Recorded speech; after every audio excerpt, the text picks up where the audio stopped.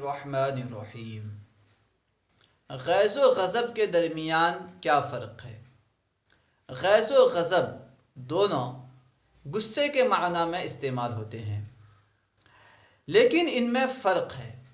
ان میں فرق یوں بیان کیا گیا ہے کہ غیظ ایسے غصے کو کہتے ہیں جس میں انتقام یقینی ہو، جس میں بدلہ لینا یقینی ہو، ایسے غصے کو غیظ کہتے ہیں۔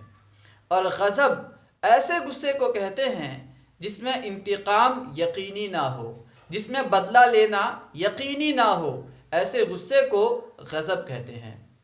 غیظ و غضب دونوں غصے کے معنی میں استعمال ہوتے ہیں۔